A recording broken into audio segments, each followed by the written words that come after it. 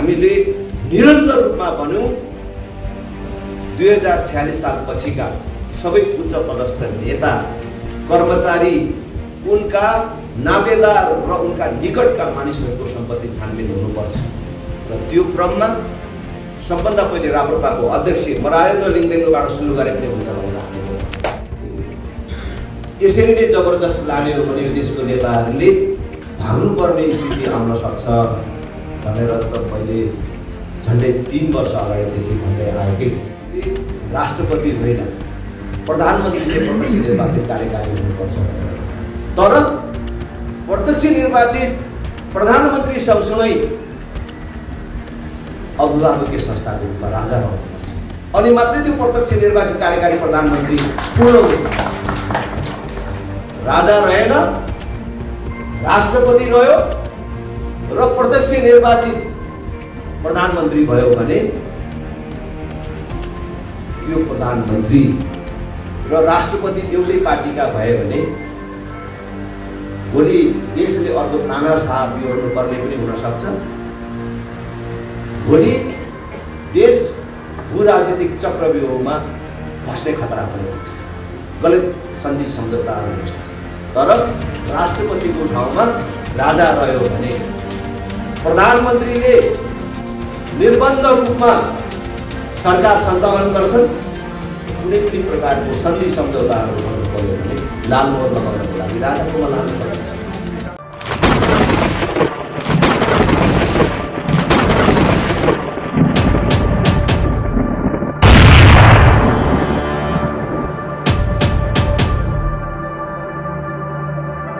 धन्यवाद सरस्वती।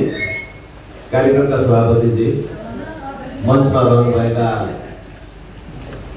विशिष्ट व्यक्तित्वहरू, उपस्थित यहाँका अगुवा कार्यकर्ता साथीहरू, राष्ट्रिय प्रजातन्त्र पार्टीको बलियो क्षेत्रको रूपमा रहेको मकवानपुरमा आज तपाईँहरूसँग आकस्मिक रूपमा भेटघाट गर्न पाउँदा असाध्यै खुसी लागेको छ र यसको आयोजनाका लागि म सबै सम्बन्धितहरूलाई धन्यवाद तथा आभार व्यक्त गर्न चाहन्छु।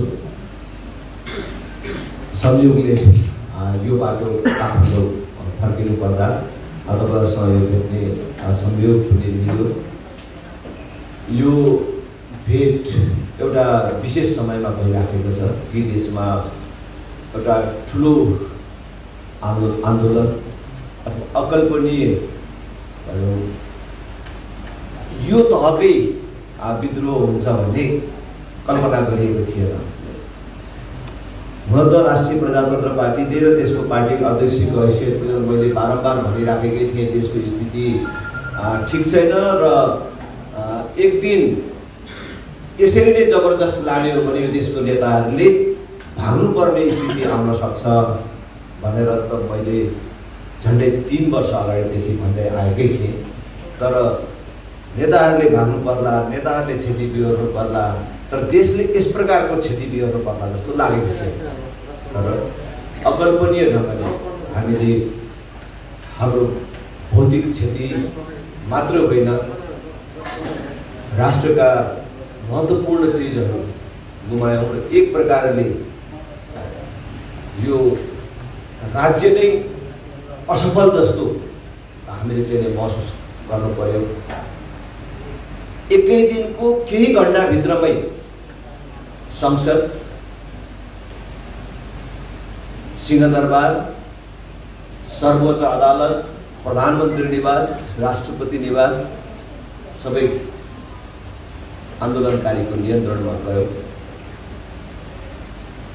अब यो सबै बन्ने हो भने राज्य एक प्रकारले असफल जस्तो हो। सिंहदरबार चलेको हामीले ठुलो हेर्नु पर्यो, सर्वोच्च अदालत चलेको हामीले ठुलो हेर्नु पर्यो। आजसम्म अघि एकजना साथीले भन्दै हुनुहुन्थ्यो तथ्याङ्क गरेको 83 जनाभन्दा बेसी नवयुवाहरूको ज्यान गयो। वास्तवमा अकल्पनीय क्षति चाहिँ देशले बिहोर्नु पर्यो। तर त्यसपछि देशले के प्राप्त गर्यो भन्दाखेरि केपी ओलीको ठाउँमा सुशीला कार्की मात्रै प्राप्त भएको छ। यत्रो विद्रोहपछि यत्रो ठुलो आन्दोलनपछि देशले जुन परिणाम प्राप्त गर्नु पर्थ्यो र जेका लागि यतिका मानिसहरूको शहादत भयो र यत्रो धनजनको क्षति भयो, त्यो अनुसार देशले अहिले पनि बाटो पक्रिसकेको छैन। त्यो आन्दोलन जसले गरेको भए पनि सुरुमा जसबाट उठान भयो उनीहरूले मूल रूपमा यो देशमा व्याप्त भ्रष्टाचारमाथि औँला ठड्याएको थियो। भ्रष्टाचारको विरुद्ध यो आन्दोलन सुरु गरेका थिए। नेपालमा भ्रष्टाचारको विरुद्ध कुनै पनि राजनीतिक शक्ति र पार्टीले सबभन्दा सशक्त रूपमा आवाज उठाएको थियो र उठाइ आएको छ भने त्यो राष्ट्रिय प्रजातन्त्र पार्टीले थियो। हामीले सुरुदेखि नै भनेका देशमा भ्रष्टाचार व्याप्त भयो। कांग्रेस, एमाले, माओवादी जस्ता पार्टीहरूले गणतन्त्रको नाममा देशमा लुटतन्त्र मचाइराखेका छन् भनेर भनौँ र पछिल्लो दिनमा अझ कांग्रेस र एमालेको सरकार बन्यो। त्यसपछि का केही दिनपछि नै फेरि हामीले भन्यौँ कि तपाईहरुले त यो गठबन्धन बनाएर सरकार जसरी चलाउनु भएको छ, तपाईहरुले त देश लुट्न ठेक्का पारे जस्तो गरेर देशमा लुट मचाइराख्न थाल्नुभयो, मचाउन थाल्नुभयो। हामीले निरन्तर रूपमा भन्यौँ 2046 साल पछिका सबै उच्च पदस्थ नेता, कर्मचारी, उनका नातेदार र उनका निकटका मानिसहरूको सम्पत्ति छानबिन हुनुपर्छ र त्यो क्रममा सबभन्दा पहिले राप्रपाको अध्यक्ष मरायन्द्र लिङदेनबाट सुरु गरे पनि हुन्छ भनेर हामीले भन्यौँ। निरन्तर रूपमा आवाज उठाइराख्यौँ र हामीले अर्को कुरा महत्त्वपूर्ण रूपमा जनताका बीचमा के भन्यौँ भने अहिले देशमा जुन भ्रष्टाचार भइराखेको छ र देशले जुन प्रकारको समस्या बिहोर्नु परिराखेको छ, त्यो समस्याको कारणमा अहिलेको नेतृत्व त छ नै, यो नेतृत्व त दोषी नै छ, तर त्यो भन्दा पनि बढ्ता यिनीहरूले ल्याएको व्यवस्थामा दोष छ। जबसम्म यो व्यवस्थामा सुधार हुँदैन, प्रणालीमा सुधार हुँदैन, परिवर्तन हुँदैन, तबसम्म भ्रष्टाचार अन्त्यको हामी कल्पना पनि गर्न सक्दैनौँ। त्यसकारण यी भ्रष्टाचारीहरूलाई पनि कारबाही हुनुपर्छ र यिनीहरूले ल्याएको व्यवस्थामा पनि परिवर्तन हुनुपर्छ भनेर हामीले किनभने समस्या अहिलेको निर्वाचन प्रणालीमा छ, अहिलेको राज्य संरचनामा छ, अहिलेको नियुक्ति प्रणालीमा छ। मैले बारम्बार भनेको छु भ्रष्टाचार कसले गर्छ? यो मकवानपुरमा फाल्टोबारीमा बसेको एउटा साधारण गाउँलेले गर्छ त? यहाँ बसेका तपाईहरुले गर्छ त? भ्रष्टाचार कसले गर्छ? नेताले गर्छ, म जस्तो मान्छेले गर्छ, म भन्दा माथिका कार्यकारी ठाउँमा बसेका मान्छेहरूले गर्छन्। त भ्रष्टाचारीलाई कारबाही गर्ने निकाय को हो त भन्दाखेरि अख्तियार हो, अदालत हो। तर अख्तियारमा को छ त, अदालतमा को छ त भन्दाखेरि नेताले नियुक्ति गरेका उनका कालिन्दाहरू बसेका छन्। अनि कसरी भ्रष्टाचार नियन्त्रण हुन्छ, कसरी भ्रष्टाचारीलाई कारबाही हुन्छ? त्यसकारण यो नियुक्ति प्रणालीमै परिवर्तन गर्नुपर्छ, महँगो निर्वाचन प्रणालीमा परिवर्तन गर्नुपर्छ, यो महँगो 3 तहको राज्य संरचनामा परिवर्तन गर्नुपर्छ। अनि मात्रै एउटा भ्रष्टाचार मुक्त राज्यको कल्पना गर्न सक्छ भनेर हामीले भन्दै आयौँ। अहिले त्यही कुरा जेनजीको नाममा उठ्यो, खास गरी भ्रष्टाचारको विरुद्ध आवाज उठ्यो र म आज पनि त्यो आन्दोलनको अगुवा हुँ भन्नेहरू, त्यसको नेतृत्व गरेको छु भन्नेहरूलाई मैले अहिले पनि आह्वान गर्न चाहन्छु। तपाईहरुले जसरी भ्रष्टाचारको विरोधको कुरा गर्नु भएको छ, जबसम्म भ्रष्टाचारको कारणमा, रुटमा, त्यसको जरोमा हिर्काउनुहुन्न, तबसम्म भ्रष्टाचारको विरोध केवल विरोध मात्रै हुन्छ। त्यसकारण यो व्यवस्थामै हो। अर्को कुरा, राष्ट्रिय प्रजातन्त्र पार्टीले लामो समयदेखि प्रत्यक्ष निर्वाचित कार्यकारी प्रधानमन्त्रीको कुरा उठायो। नेपालको राजनीतिक पार्टीहरूमा राष्ट्रिय प्रजातन्त्र पार्टी मात्रै त्यो पार्टी हो। अरूले मुखले भने होला तर आफ्नो चुनावी घोषणा पत्रमा र सुस्पष्टताका साथ नेपालमा स्थायी सरकारका लागि प्रत्यक्ष निर्वाचित कार्यकारी प्रधानमन्त्री हुनुपर्छ भनेर प्रत्यक्ष निर्वाचित कार्यकारी राष्ट्रपति हुनुपर्छ भनेर माओवादीले हामीभन्दा अगाडि भन्यो। तर हामीले किन राष्ट्रपति भनेन, किन प्रधानमन्त्री भनेन? म अहिले प्रत्यक्ष निर्वाचित कार्यकारी प्रधानमन्त्रीको पक्षमा अहिलेको देशको 90% जनमत गइसकेको छ। तर त्यो प्रत्यक्ष निर्वाचित कार्यकारी प्रधानमन्त्रीको पक्षमा उभिराखेका अन्य शक्ति समूह र व्यक्तिहरूलाई पनि भन्न चाहन्छु, प्रत्यक्ष निर्वाचित कार्यकारी प्रधानमन्त्री भनेर मात्रै पुग्दैन। त्यसको स्वरूप कस्तो हुन्छ, त्यो प्रत्यक्ष निर्वाचित कार्यकारी प्रधानमन्त्रीले के गर्छ र केका लागि प्रत्यक्ष निर्वाचित कार्यकारी प्रधानमन्त्री भनेको हामीले सिधै भोट हाल्न पाउनुपर्छ भन्ने मात्रैमा भनेको हो कि त्यसले देशको स्थायित्वमा पनि योगदान गर्छ, देशको श्रीवृद्धिमा पनि योगदान गर्छ? त्यो के बुझेर गरेको? त्यो सबभन्दा प्रष्ट ढङ्गले बुझ्न जरुरी छ। सबभन्दा पहिले त्यो बुझेर मात्रै त्यो कुरालाई अगाडि बढाउनुपर्छ। हामीले ठिक ढङ्गले यसलाई बुझ्न सकेनौँ भने त्यो कहिलेकाहीँ दुर्भाग्यको कारण पनि बन्न सक्छ। जस्तै प्रत्यक्ष निर्वाचित कार्यकारी राष्ट्रपति भयो भने त्यो राष्ट्रपति सरकार प्रमुख पनि हो, राष्ट्र प्रमुख पनि हो। एउटै मान्छे सरकार प्रमुख पनि राष्ट्र प्रमुख पनि हुँदाखेरि हाम्रो जस्तो देशमा त्यस्तो व्यक्ति भोलि तानाशाह पनि बन्न सक्छ। अर्कोतर्फ हाम्रो जस्तो भू राजनैतिक संवेदनशीलता भएको देशमा त्यो बिक्री नै हुन्छ राष्ट्रपति भएको मान्छे भनेर त म भन्दिनँ। तर विदेशीहरूको दबाव प्रभावमा आएर भोलि हाम्रो राष्ट्रियता नै गुम्न सक्ने खतरा पनि हुन सक्छ। त्यसकारण हामीले राष्ट्रपति होइन, प्रधानमन्त्री चाहिँ प्रत्यक्ष निर्वाचित कार्यकारी हुनुपर्छ भनेर। तर प्रत्यक्ष निर्वाचित प्रधानमन्त्री सँगसँगै अभिभावकीय संस्थाको रूपमा राजा रहनुपर्छ, अनि मात्रै त्यो प्रत्यक्ष निर्वाचित कार्यकारी प्रधानमन्त्री पूर्ण हुन्छ। राजा रहेन, राष्ट्रपति रह्यो र प्रत्यक्ष निर्वाचित प्रधानमन्त्री भयो भने त्यो प्रधानमन्त्री र राष्ट्रपति एउटै पार्टीका भए भने भोलि देशले अर्को तानाशाह बिहोर्नु पर्ने पनि हुन सक्छ। भोलि देश भू राजनीतिक चक्रव्यूहमा फस्ने खतरा पनि हुन्छ, गलत सन्धि सम्झौताहरू हुन सक्छ। तर राष्ट्रपतिको ठाउँमा राजा रह्यो भने प्रधानमन्त्रीले निर्बन्ध रूपमा सरकार सञ्चालन गर्छन् र कुनै पनि प्रकारको सन्धि सम्झौताहरू गर्नु पर्यो भने लालमोहर लगाउनको लागि राजाकोमा लानुपर्छ। जसरी विगतमा राजा वीरेन्द्रको पालामा नागरिकता विधेयकहरूमाथि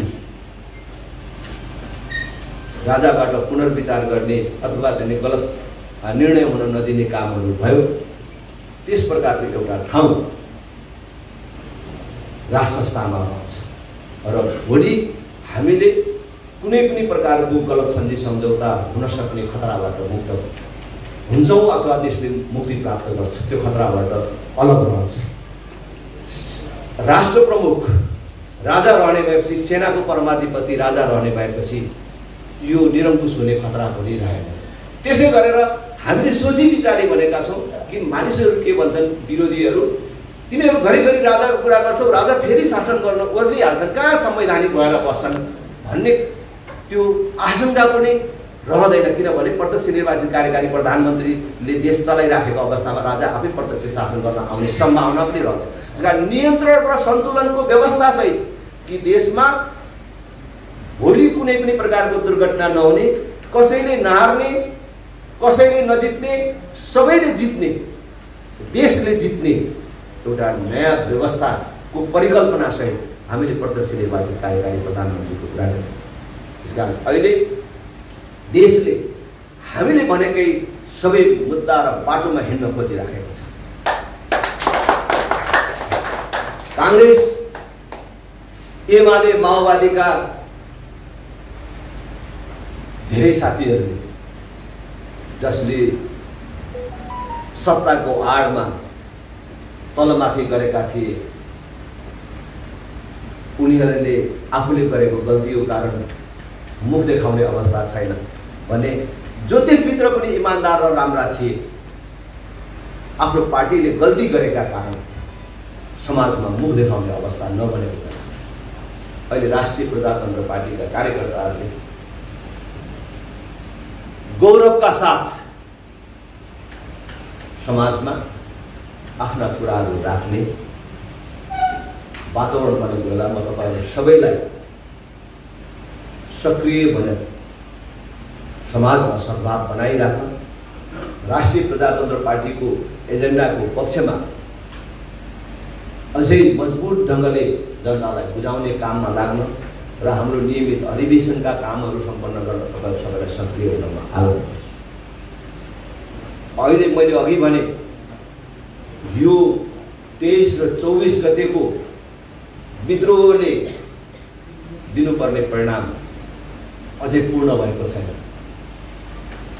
हामीले भनेको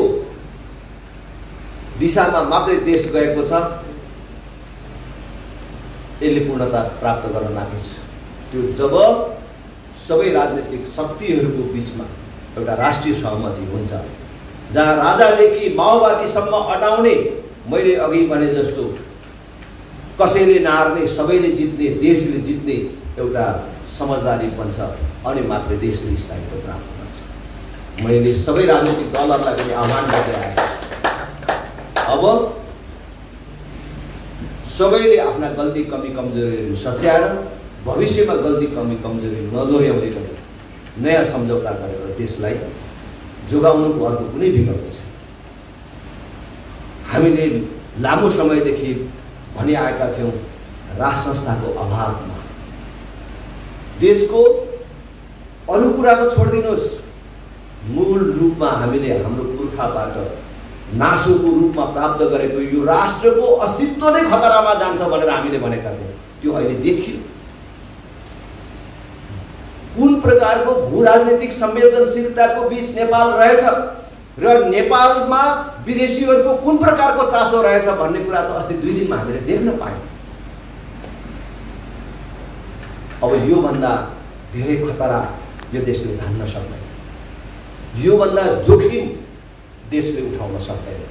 त्यसकारण यो सबै ढोकाहरू बन्द गर्नको लागि हामी सबैको बीचमा एउटा सहमतिको आवश्यकता छ र म सबै राजनीतिक दलहरूलाई पनि त्यो सहमतिमा आउन, आफ्नो आग्रह पूर्वाग्रह त्यागेर, राजनीतिक स्वार्थ त्यागेर मूल रूपमा हामी सबैभन्दा माथि देश छ, देशभन्दा अर्को केही कुरा पनि छैन र देशका लागि हामी सबै एक ठाउँमा उभिनुपर्छ भन्ने बाटोमा आउन आह्वान पनि गर्छु। र अब त्योभन्दा अर्को कुनै बाटो पनि छैन। हाम्रा पार्टीका सबै कार्यकर्ताहरूलाई मैले भन्छु, हामी सबैले त्यही वातावरण बनाउन आफ्नो ठाउँबाट काम गरौँ। अहिले मैले अघि भने काङ्ग्रेस एमाले माओवादीका साथीहरूलाई पर्नु परेको छ नि, यो दिन आउँछ भन्ने कहाँ लागेको थियो? हामीले भन्दाखेरि त हामीले त हावा कुरा गरे जस्तो, थर्काए जस्तो उहाँलाई लाग्थ्यो होइन।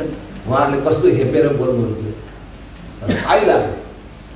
अहिले यो पिर परेको बेला हामीले चिड्याउने, उहाँहरूलाई भच्याउने कुरा गर्ने होइन, देखिस् भन्ने होइन, अब मिलेर काम गरौँ होइन। यसको अर्थ दमनमा संलग्न भ्रष्टाचारीहरूलाई भइगयो भन्ने कुरा चाहिँ हो।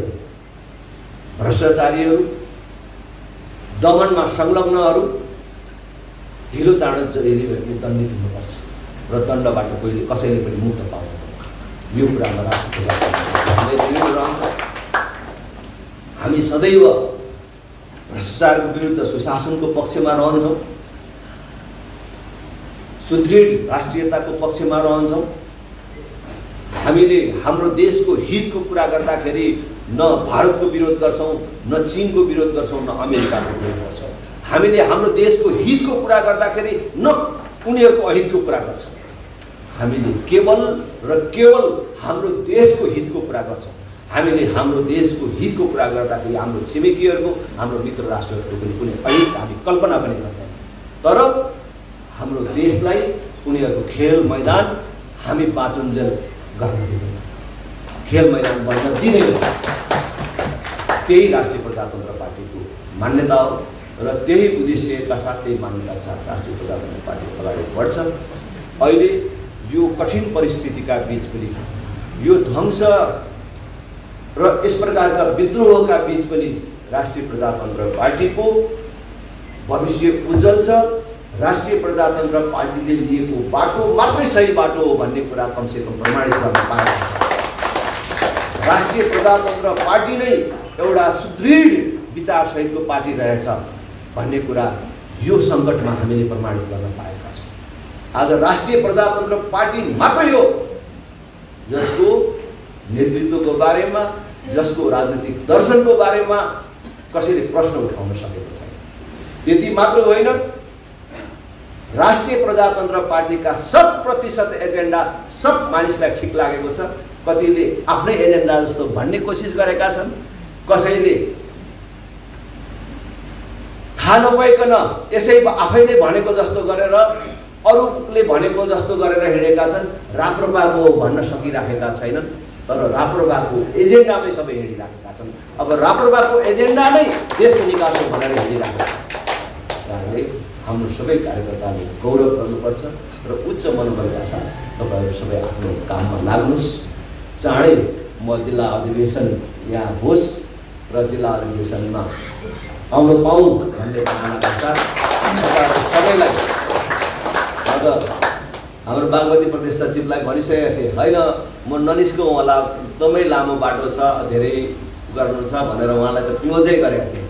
तर लगातार फेरि अरू साथीहरू फोन आइराखेपछि के भयो त 15-20 मिनट एकछिन बसौँला, चिया खाइन्छ, कहीँ न कहीँ त आराम गर्नुपर्छ, एकछिन बिसाउनै पर्छ, ल ठिकै छ भेटघाट पनि हुन्छ भनेर ल हामी निस्कने रोकिने भनेर भन्यो। तपाईँहरू यो सङ्ख्यामा जन्माउनुको असाध्यै खुसी लाग्यो। आफ्नो कुराहरू राखेँ, दोहोरो कुरा गर्ने समय भएन, मैले एकहोरो आफ्नो कुरा राखेँ र तपाईँहरू सबलाई धन्यवाद भन्छु। धन्यवाद। जय